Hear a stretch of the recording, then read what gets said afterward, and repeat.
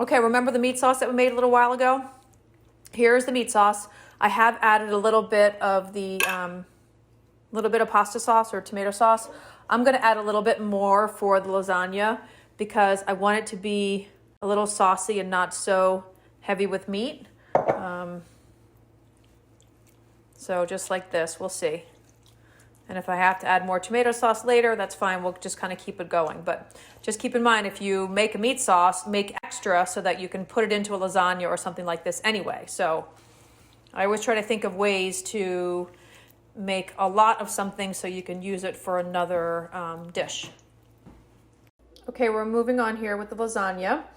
And this is the ricotta cheese that I buy most of the time. It is the whole milk one. I don't know how to exactly pronounce this particular brand, but I just feel like it looks more authentic.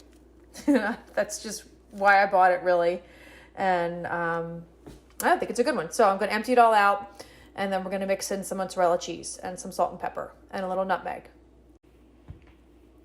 So that was 24 ounces of the ricotta cheese. And I just put in, this was mozzarella, I just put in here about a generous cup and a half of mozzarella cheese.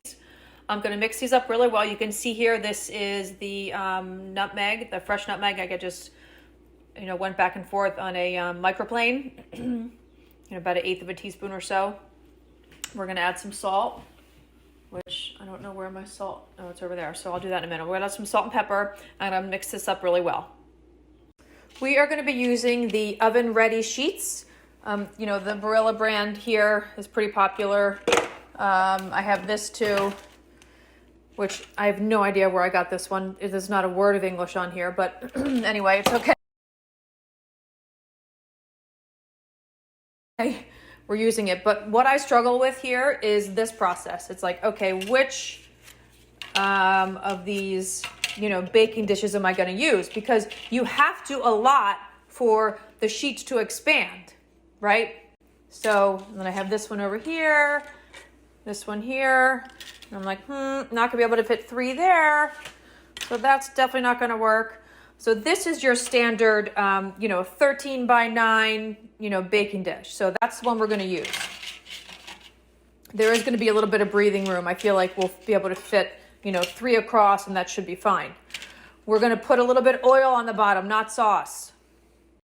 As I mentioned, I put a little bit of oil on the bottom of the baking dish here. I don't like to put sauce because I feel like it makes it harder to take the lasagna piece out with its integrity kind of holding together.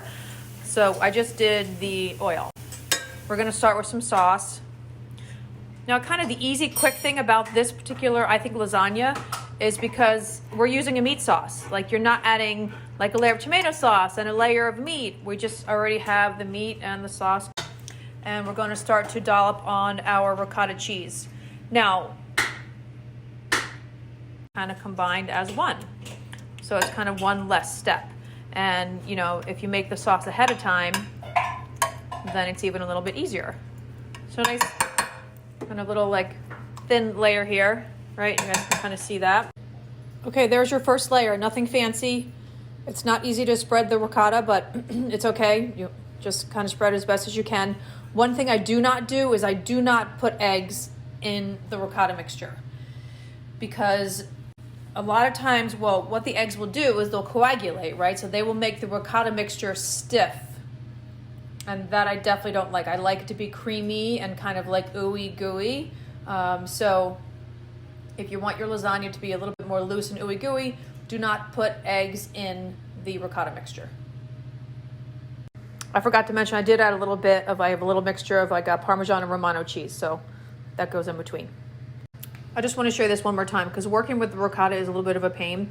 So see how I kind of just dolloped it on there? I actually did use my hands. So don't be afraid to use your hands in the kitchen. It's totally fine. So I'm going to take this other sheet here and just kind of give it a little press. So I have another one here. These are 2 different brands. That's why it looks like that. Give it a little press. Give it a little press. Okay? So that kind of evens it out. And then once it starts cooking and coming together, it will melt all together. Okay, so that's it. So we are doing a 4-layer lasagna tonight. There's a little bit more of this ricotta mixture, but I feel like I want to leave that, I don't know, for something else. So, or maybe some of the eggplant or zucchini or whatever. So we're sticking with the 4. I put a little bit of mozzarella cheese and the Parmesan on top. We are going to cover this with foil when it bakes in the oven, but we're going to coat the aluminum foil with some oil so that it doesn't stick. Like, you know, they do have non-stick foil. Well, this is a homemade non-stick foil. Just coat it with oil. I just had to move Dewey out of the way. Go figure. Okay, the lasagna's looking good, but it's not bubbling. Usually you want to see your lasagna bubbling. And I don't have any bubbles, so we're going to keep it covered for a while.